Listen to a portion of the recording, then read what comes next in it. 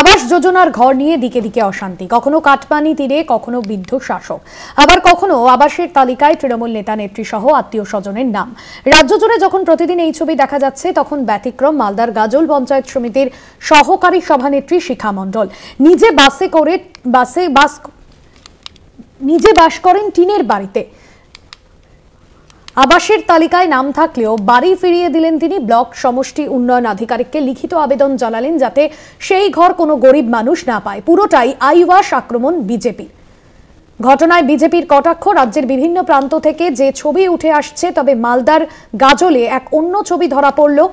বিভিন্ন সময় আমরা দেখেছি যে যারা যোগ্য প্রার্থীরা তাদের নাম তালিকায় আসে না আবাস যোজনার তালিকায়, এবং তা নিয়ে কিন্তু শাসক বিরোধী দ্বন্দ্ব অব্যাহত। তবে আবাসের তালিকায় নাম থাকলেও নিজে টিনের বাড়িতে বাস করেন পঞ্চায়েত সমিতির সহকারী সভানেত্রী। তবে তিনি অন্য যোগ্য উপভোক্তাকে সেই বাড়ি দিলেন।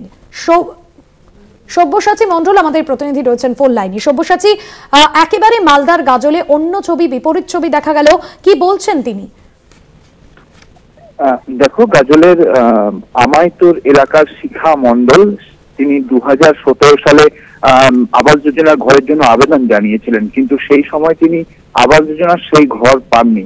কিন্তু 2018 সালের পঞ্চায়েত নির্বাচনে তিনি জনপ্রতিনিধি হয়েছেন মানুষের ভোটে। এখন বর্তমানে তিনি পঞ্চায়েত সমিতির সহকারী সভাপতি।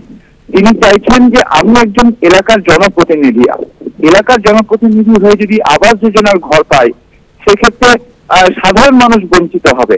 ফলে 2023-এর সার্ভেতে যে লিস্ট বেরিয়েছে, সেই লিস্টে তার নাম দেখতে পেয়ে এবং তার পরিবারের আরো দুটি ঘর সাধারণ গরিব মানুষ যাতে, তার এলাকার গরিব মানুষটা যাতে পায়, সেই কারণে কিন্তু তিনি ব্লক সমষ্টি উন্নয়ন আধিকারিকের কাছে আবেদন জানিয়েছেন যাতে তার নাম কেটে এলাকার গরিব মানুষগুলোর কাছে দেওয়া হোক।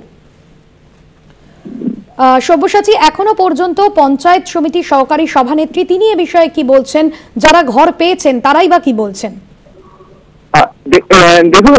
দেখো, গাজল পঞ্চায়েত সমিতির সহকারী সভাপতি শিখা মণ্ডল তিনি যেটা জানাচ্ছেন যে তিনি কিন্তু দরিদ্র সীমার মধ্যেই বসবাস করে, কিন্তু ওই এলাকায় তার থেকেও গরিব মানুষ রয়েছে যাদের ঘরটা খুবই প্রয়োজন। তার নাম কেটে সেই জায়গায় যাতে এলাকার গরিব মানুষগুলোকে দেওয়া হয়, সেই জন্য তিনি আবেদন জানাচ্ছেন এবং তিনি লিখিতভাবে সেটা জানিয়েছেন ব্লক সমষ্টি উন্নয়ন আধিকারিককে। ধন্যবাদ তোমায়।